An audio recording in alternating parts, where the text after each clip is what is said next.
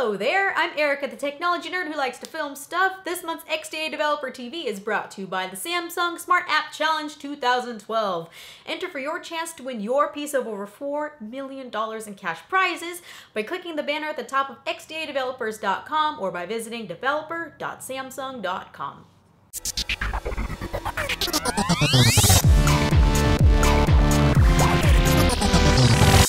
So, as I mentioned, my name is Erica, the technology nerd who likes to film stuff. I'm a 23-year-old tech nerd for my own channel, The Angel of Music 1989, where I do reviews on devices and other products. I know I look like I'm jailbait and stuff, but I am all legal.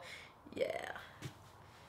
Awkward. So I have to thank you so much, Adam and Jimmy and Super Curio, for this awesome opportunity to be able to be here making videos for you guys, talking about things that I absolutely love.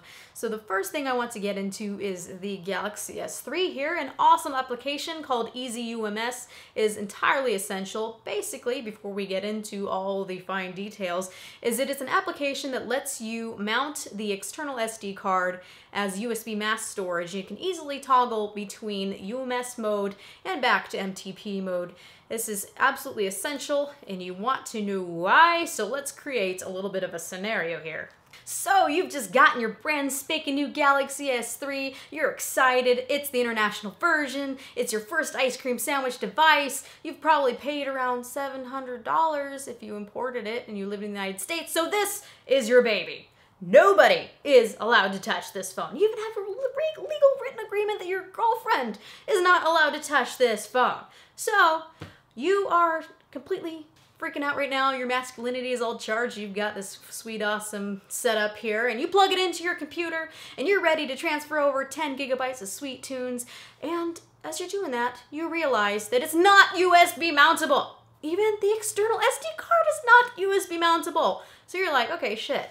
Okay. So you go on the internet and you find out there's this thing that's called MTP, and Media Transfer Protocol, and you're like, okay, I'll try that. So it gets about a quarter of the way through transferring your songs, and it hangs. And there is nothing you're able to do to make this work again. You restart the phone, it starts working, you start to transfer the files again, you get about halfway through this time, and you're just so pissed off at this point that you're just like, okay, whatever, seriously.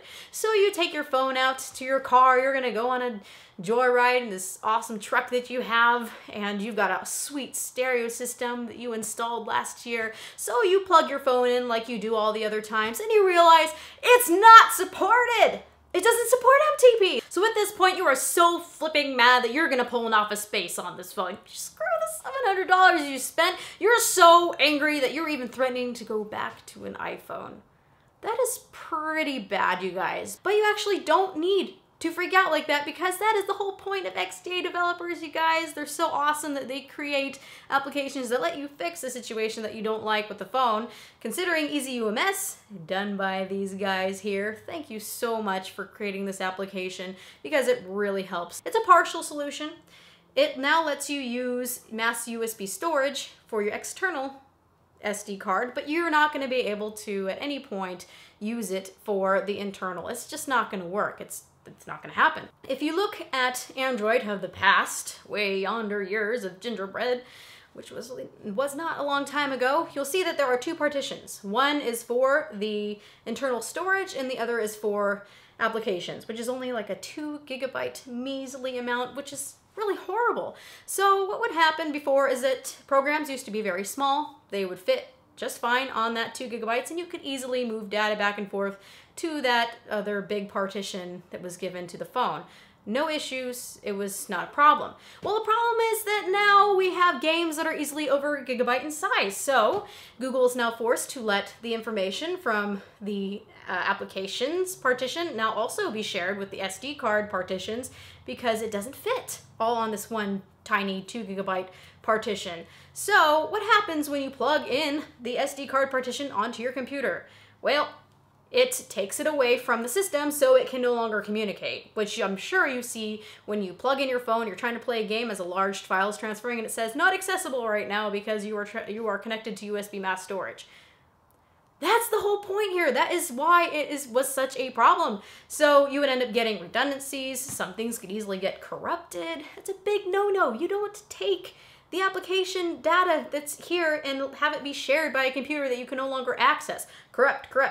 Hello. So I agree that it is a really good system now that they have it all consolidated into one big memory block.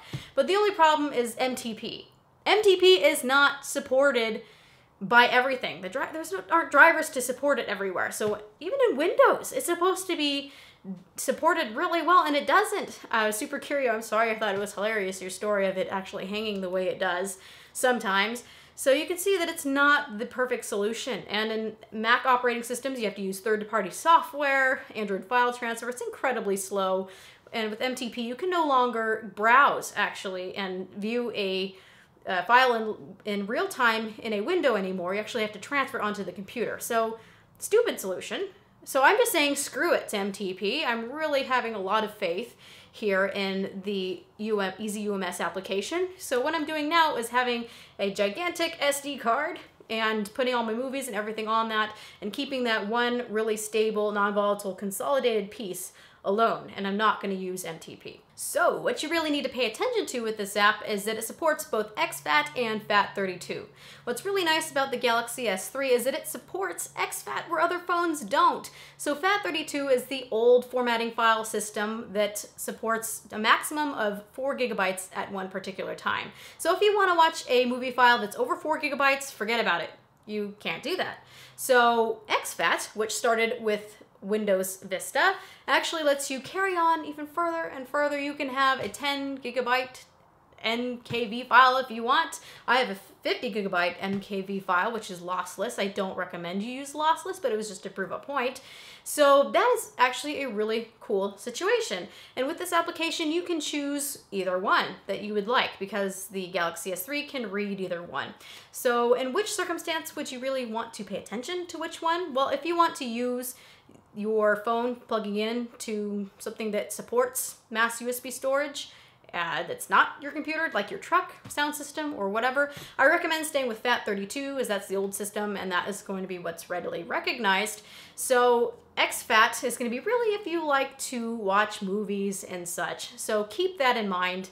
It's a really good solution, you guys. I think it's a really good idea that everything's consolidated now and it's not being touched.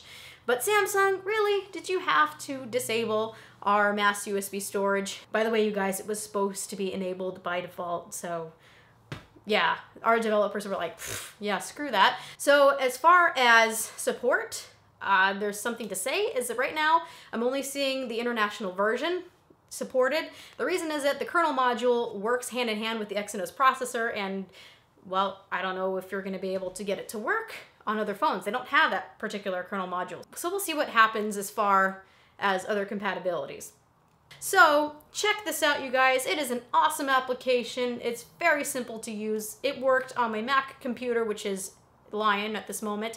It worked on Windows XP and it worked on Windows 7. No issues at all. It may or may not work for you guys, but keep in mind that pay attention to the kernels and the operating systems. You may want to keep the default kernel on the phone and operating system for that matter. So there's a lot of things to play with, and I would love it if you could rate down here. Tell me what you're thinking. I'll also put a link to the actual thread so you can check that out as well. So comment and subscribe and rate, you guys. And thank you so much for watching, and I would be really appreciative if you'd check out my channel as well, which is the Angel of Music 1989. You guys are awesome. Have a great day. Bye! And I hope you now understand why this cool application is so flipping awesome.